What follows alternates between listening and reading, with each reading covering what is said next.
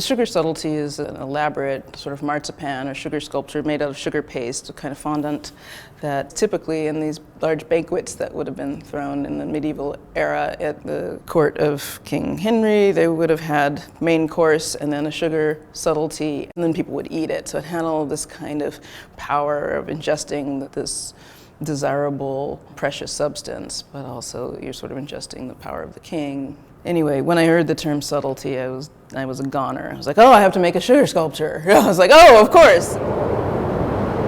I'm really proud that Creative Time is undertaking this extremely ambitious project.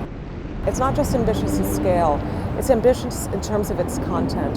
Kara Walker is encouraging us to look at things that are so visible in our society that we wish were invisible.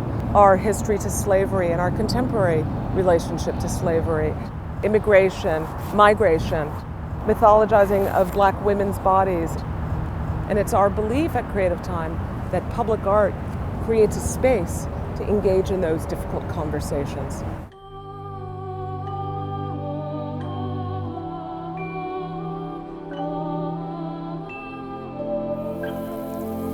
The Domino Sugar Factory is doing a large part of the work.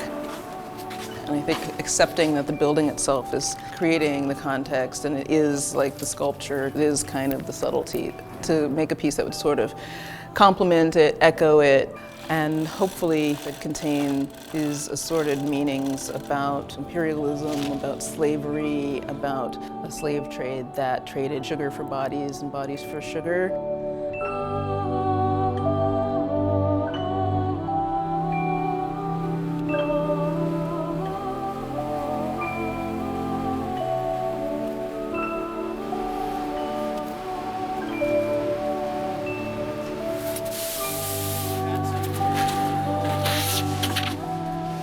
At the beginning of this process, when we started to get an understanding of what Kara's vision was, a lot of people thought that it was impossible, and so it's been incredibly exciting to assemble this team of problem solvers that have turned this into a reality.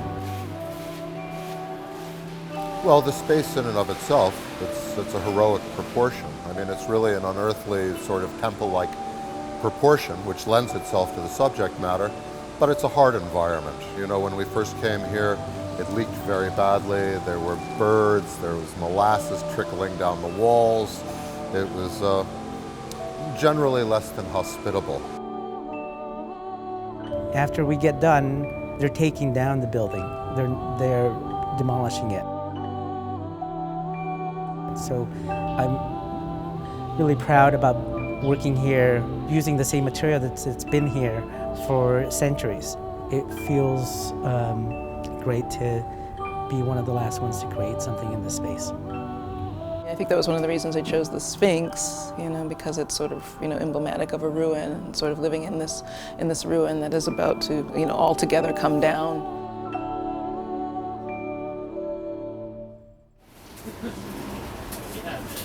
It's interesting that this piece is called A Subtlety.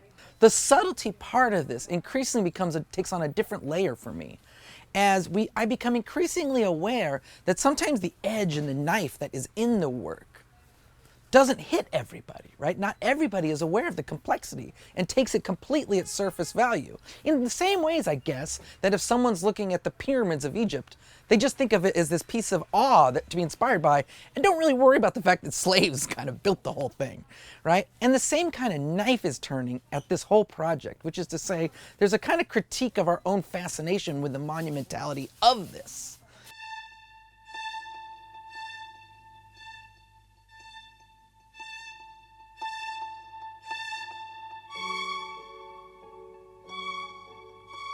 I think really good work produces really complicated problems for us to think about. I think as audience members, it's beholden upon us to actually think. In my heart of hearts, I would love for this moment that we all share together as a viewing public to carry some weight of memory and evoke the kind of loss that ruins represent that is seemingly inevitable. There's another part of me that's like, no, everyone is going to give this building back to the city because this amazing thing happened that brought everybody together. But I don't think that that's really a reality. I just think that if anything could happen at some date in the future, the feeling of the presence of this piece and the feeling that we all came together around it exists, that would be a real, I don't know, that would be sort of the real for me.